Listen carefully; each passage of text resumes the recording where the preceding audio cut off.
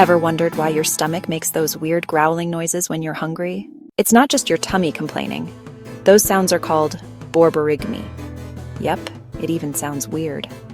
Here's the science. When your stomach and intestines are empty, your brain tells them to start cleaning up, pushing leftover food and gas around. That movement makes the rumbling sound. So next time your tummy growls, just remember it's your body's way of saying, "Feed me."